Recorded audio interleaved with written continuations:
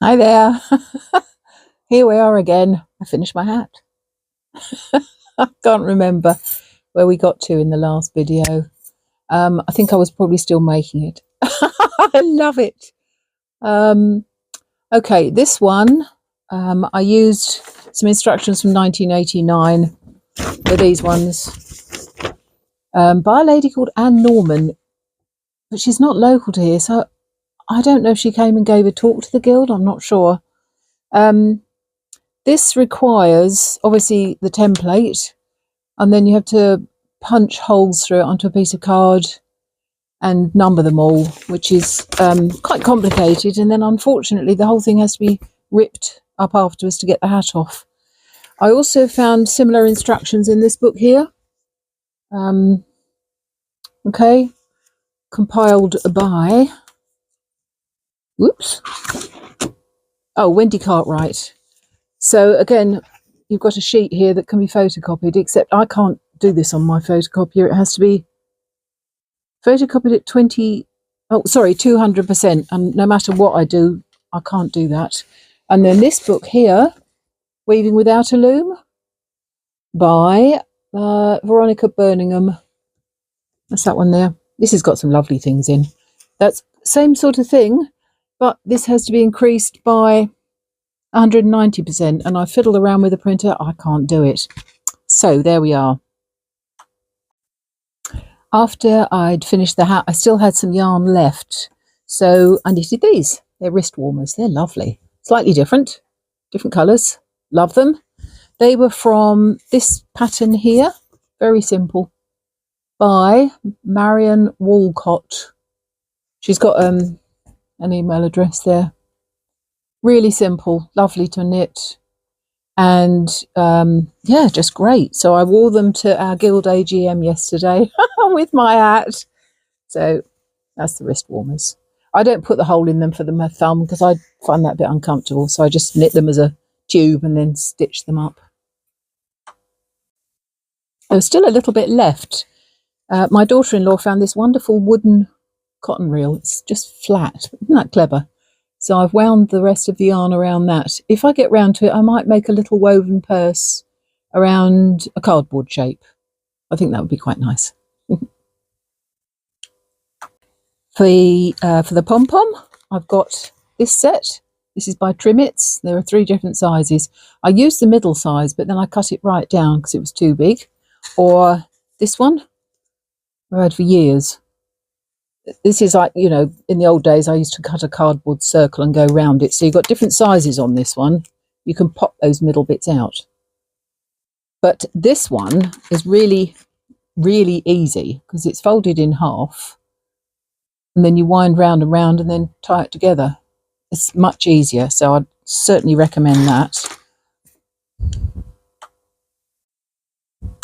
For the knitted band round the edge, I just knitted 90 stitches. It's the same as the warp on the hat and on the top I made. It's double knitting, so it's 90 stitches on old number 8s. I think that's 4 millimeters for an inch and a half, and then the whole thing was laid flat and the band is stitched on. And I think I'll probably try and use double knitting for all the bands that I make because I now know exactly how many stitches to do. I've tried 2 or 3 different versions and they're too big or too small, so I'll probably stick with that. And then I was at a friend's the other day, I think knitting this band actually, and she reminded me that back in 1984 when I was teaching a class, we came up with our own method, and it involved a piece of cardboard. So this is the size of the hat that you want. And then you make 2 metal rings. One is the size of your head, and one is a smaller size in the middle, which is the centre bit where the bobble goes. And I'm going to do a video of this later, a step by step, but basically you get, fix the wires to your cardboard. There's a big one on one side and the small one on the other side. And then you wind backwards and forwards from one side to the other with your yarn on a needle. Talking of which, several different sorts of needles. You've obviously got the standard blunt tapestry needle. These are called bodkins. These are quite useful. They've got a slightly bent end, so you could use these, or I've got these which I love. They're plastic, they're quite long, and they're a bit bendy, and it's quite helpful to be able to flex it a little bit. So this was our instruction sheet that I wrote out and photocopied, and we all had in our class, and we all made hats. And the nice thing is that you don't have to cut the cardboard away when you're finished. Just bend it and it pops out of the hat. You cut the metal rings off and then you can reuse it. So I don't know if anybody else had ever done this or how we came up with this, but everybody in the class made one. They were great. So this is that method. Now, is it a beret or is it a tam o' shanter? I'm not sure. I don't care. Anyway, slightly different, if you notice.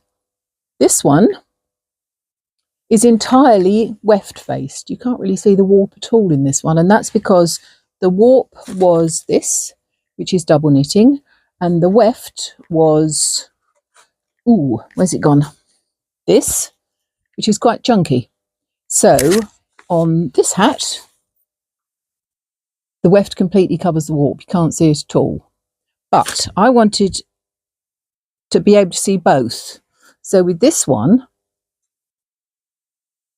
the warp and the weft are the same. And that is these fairly chunky yarns, all leftovers from other projects. On this multicoloured one, more sort of, yeah, chunky, bulky weight. I love that. So you can actually see both colours in that. You can see the warp and the weft. And then the bobble is made using all three colours, and same double knitting for the band. You can probably see that let's turn it inside out. I leave all the bits. As I'm weaving, as usual, I overlap when I start one colour, when I finished the previous one. But I think, why cut all those bits off? Just leave them on the inside. They're not going anywhere. Anyway, I'm very happy with these. I think it's going to be the year of making the hat. And it's great because it uses up all the leftovers. And I can make one to go with every outfit. And what I will do is, in the next video, I am going to show you exactly how to make the wires, how to size them, how to fix them to your card, how to wind the warp backwards and forwards, how to weave, how to finish it, how to get it off, knit the band. So it's going to be a kind of step by step. It's going to take me some time. It's going to be a sort of, here's one I made earlier. But that's all right. It does mean I'm not really getting anything else much done, but never mind. It's just, it's good fun. And the trouble with all these things is, if I make one, somebody always says, oh, have you got a pattern for that? So I'll do my best. I'll do slightly better instructions. What I've been doing is, as I've made it, my own version, I've written tips out as I've gone along. One of the big things is the wire that you use. I originally used galvanized wire. It's garden wire, but it's too stiff to twist. You have to twist the ends so that then you can slide it out later on. And yeah, wrecked my fingers. So I had to have a pair of pliers. So I've got this instead for the next one. Whoops, this is copper wire, and it's quite soft. So it's strong enough for the hat, but I can also twist it with my fingers. I have to work all these things out. Anyhow, enough silliness. Have a good day. Bye now.